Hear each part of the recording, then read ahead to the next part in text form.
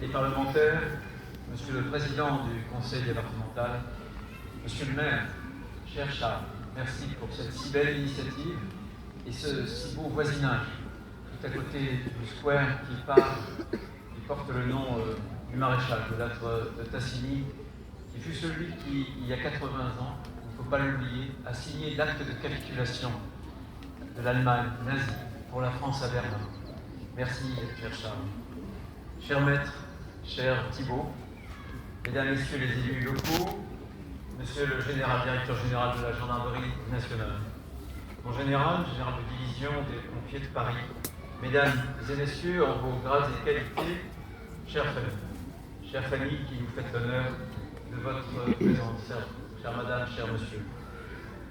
Il y a 7 ans, donc le 23 mars 2018, le colonel Arnaud Beltrame mourait de la main d'un terroriste islamiste. Il y a 7 ans, un lâche prenait 3 vies et un officier donnait la sienne. Prends-moi à sa place. Ces mots lancés comme une supplique de l'héroïsme à la barbarie, ces mots encore aujourd'hui nous transpercent le cœur et sans que nous puissions percer le secret qui les rendirent possible. Car il y a dans le geste d'Arnaud Beltrame bien plus qu'un acte admirable. Il y a un mystère insondable, le mystère du sacrifice. Quelles forces invisibles furent à l'œuvre dans la vie d'Arnaud Beltrame pour faire jaillir ce don sublime. Ces forces, elles se découvrent dans les fils qui ont tissé la trame, toute la trame de son existence. Des fils tendus par une même exigence, tirés vers le haut. Tirés vers le haut des mots que répètent tous ceux qui l'ont connu. Le colonel Muset, l'ami des premières années passées au 8e régiment d'artillerie à l'école militaire interarmes. L'adjudant-chef Sigva, qui servit sous ses ordres dans la garde républicaine. Le colonel Gay, qui l'accueillit au sein du groupement de gendarmerie départementale de l'Aude. Tous nous disent qu'Arnaud Beltrame était habité d'une volonté inflexible de tirer ses frères d'armes vers le haut, pour qu'ils puissent accrocher leur regard à la plus haute des étoiles, pour qu'ils puissent accrocher ce regard de façon si élevée dans le ciel. Parce que tous avaient fait un serment, le serment d'apprendre, le serment de s'élever pour servir et commander. Alors ils se devaient de tout donner. C'était la promesse des chefs. C'était le devoir des officiers. Arnaud Beltrame en était un, et il emprunta sans hésiter les sentiers de l'adversité. Ils l'emmenèrent loin, jusqu'en Irak, où il fut engagé en 2005 comme chef du détachement gendarmerie. Et il y laissa le souvenir profond d'un homme prêt à tout pour remplir son devoir, jusqu'à y consacrer sa vie sans regret, mais avec gravité, parce qu'elle était celle du gardien des choses sacrées. Oui, tout ce en quoi croyait Arnaud Beltrame lui commandait de voir dans toute vie humaine un trésor inestimable, pour lequel tout devait être sacrifié. L'existence de Arnaud Beltrame n'était pas seulement près d'une exigence, elle s'organisait tout entière autour d'une transcendance, à guérir son corps, à fermir son esprit pour être prêt lorsque le moment viendrait, si jamais celui-ci devait venir, un jour, prêt à avancer, quand tout porterait à reculer, prêt à faire le sacrifice suprême pour sauver l'essentiel.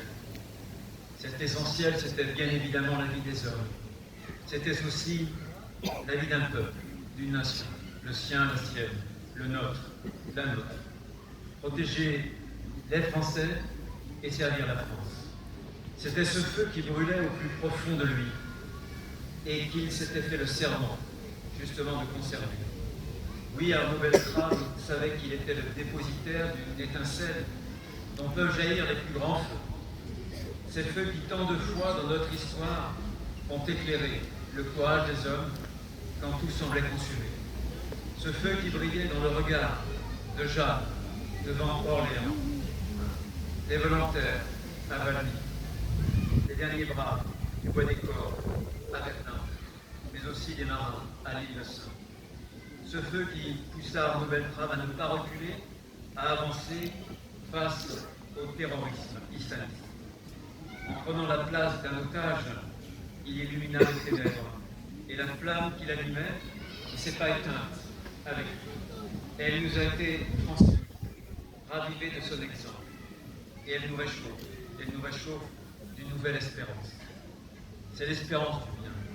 Malraux écrit que le sacrifice était le seul domaine aussi fort que celui du mal. Et ce jour-là, Arnaud Beltrame a donné une puissance concrète à cette vérité. Au mal radical, il a opposé la radicalité du bien. À la barbarie d'un homme, il a opposé la bonté d'une âme assoiffée, mais non desséchée, une âme habitée et non pas désertée, habitée par une foi en l'homme et en ce que nous sommes. À l'heure de sa mort, un officier français nous a dit de ne jamais désespérer de la France, que même fragilisée, que même fracturée, que même blessée, notre nation est toujours capable d'enfanter des héros, que ces héros peuvent être autour de nous, qu'ils peuvent être chacun de nous, car ce n'est pas la mort qui fait le héros, c'est la vie qui leur en donne l'occasion. Madame, Monsieur, votre fils et votre frère étaient déjà un héros de son vivant, comme le sont nos policiers, nos gendarmes, nos sapeurs-pompiers. Face à une France qui sent sauvage, il s'oppose la France qui s'engage. Face aux assauts du chacun pour soi, ils sont les remparts du don de soi. Et par la force de leur engagement, la pureté de leur dévouement, ils empêchent que la France ne se dépasse, qu'elle entre dans un autre âge, un autre monde. Le monde de ceux qui ne croient plus à rien, qui sont en gloire et orgueil, le monde de ceux qui ne se dévouent plus, qui ne s'assifient à rien et qui s'en vantent, comme l'écrivait justement Béni. Arnaud Beltrame s'est sacrifié parce qu'il croyait. Il croyait qu'une vie ne se termine jamais vraiment, qu'elle continue à résonner dans l'éternité. Il croyait que le sens de l'existence est d'aimer, de donner. Il aimait son prochain, oui, et il a aimé sa patrie. Alors il a donné sa vie. Et ce don est pour nous une leçon. En opposant la beauté de l'acte à l'absolu nihilisme, il nous a enseigné que nos cœurs n'étaient pas vides, que le relativisme, le consumérisme ne constituait pas la fin de notre histoire, que nous n'étions pas condamnés à laisser l'islamisme écrire à notre place un récit qui n'est pas le nôtre. En fin de compte, Arnaud Beltrame nous a rappelé que les conditions d'existence d'un peuple ne sont pas seulement matérielles, mais qu'elles sont aussi et surtout immatérielles.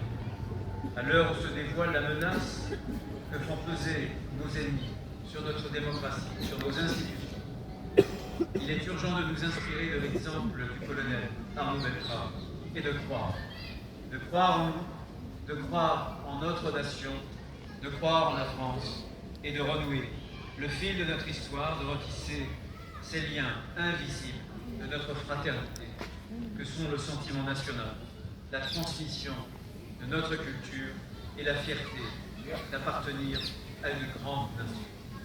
C'est cette espérance française que nous rappellera la statue de ce héros que nous inaugurons en ce jour.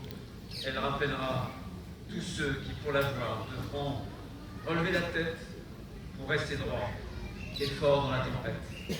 Et de là où il est, Arnaud Beltrame aura la joie du devoir accompli, la joie. Celui qui s'était imposé à lui-même toute sa vie, tirer les autres vers le haut. Vive le colonel Arnaud Beltrame, vive la gendarmerie nationale, vive la République et vive la France.